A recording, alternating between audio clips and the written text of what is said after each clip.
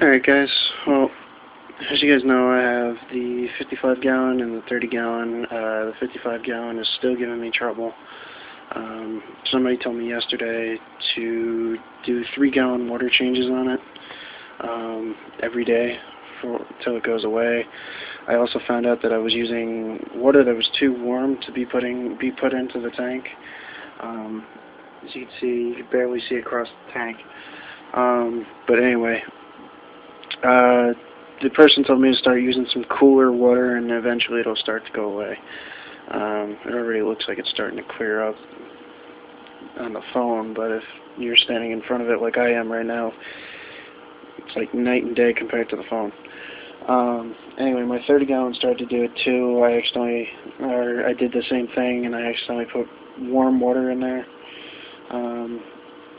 the other day, and I mean, like I said, once again, you can't really see it on the phone because the camera sucks, but it is doing the same thing as the 55 gallon. So, and this one is not overstocked. That one is.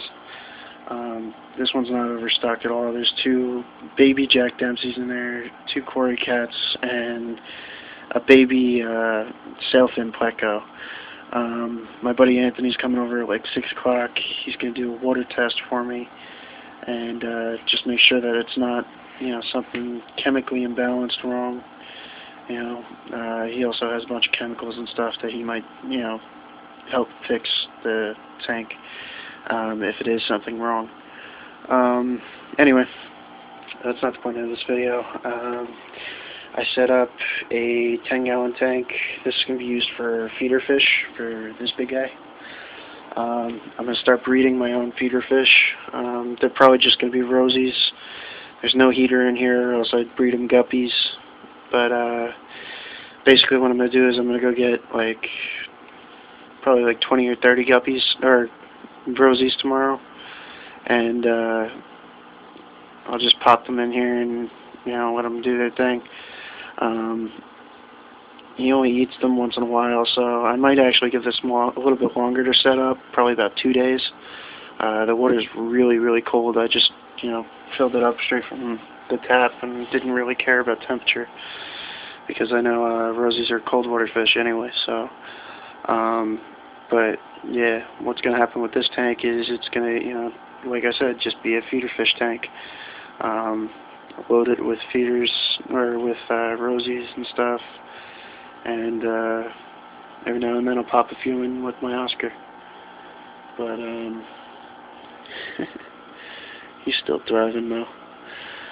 See, that's the only thing that's really not bugging me about the water being cloudy, is that none of them seem to be fazed by it. I also haven't seen any kind of illness on them, like ick or anything. So that's another sign that, there's really nothing, chemically imbalanced with the tank, other than the fact that maybe I caused kind of an algae bloom or something, or a bad bacterial bloom that's, gonna get worse, but it'll go away eventually. I've been told that this happens, and that it'll get it'll do this, it'll get super, super cloudy, and then one morning you'll wake up and it'll be just crystal clear. Just because it does that. I don't understand why, but it does. But like I said, I'm going to keep doing what somebody told me to do with the 3-gallon water changes and see if that helps. As well as I'm going to keep on top of these tanks. This one I'm really not so much concerned with. I mean, it is starting to get bad like the other one did. But like I said, I'm going to keep doing the cool water. It drops the temperature down a little bit. But both my heaters are really good, so they heat it right back up in about no time at all.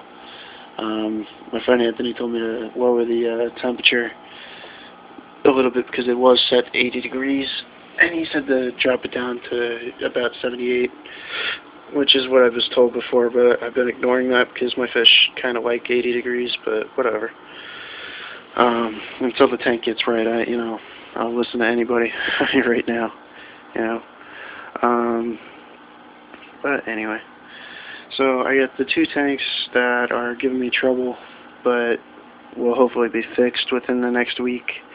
And then I got the feeder fish tank set up. This one, I just made a complete and utter mess of my floor, and I was pulling gravel from the 55 gallon to put into the 10, and I forgot that when I put the gravel in, the water level's going to go up, dummy. Well, it overflowed. So I ended up sprinting to the bathroom and grabbing a towel because all my electronic stuff is right underneath there. And there's a bunch of plugs and everything. That would have been really bad news. But anyway, it's fine. It seems to have stopped. And I ended up taking out like a gallon of water. But anyway, there's an Aquinon 30-gallon filter on there. Once I get money, or a job rather, I'll replace that with an AquaClear, probably an AquaClear 30. I don't really need anything bigger than that. You know, I could even just pull it off that tank, but I don't want to, pull it off that tank because I like, me, I like dual filtration. The feeder fish, I'm really not going to worry about those, so, I could put some plants in there, but I probably won't. It'll probably just stay just like that, and we'll see what happens with the fish. But anyway, oh look, my Pecco came out to say hello. See if I can get a side shot of him.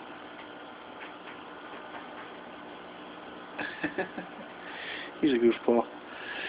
But anyway, I mean, the only good thing, like I said, is that all the fish are fine. If these two were bugging out or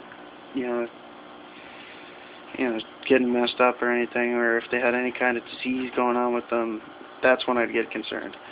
But being those two aren't, even flinching, and the new Pleco and the other fish in the tank here aren't, freaking out, it's obviously just some type of growth.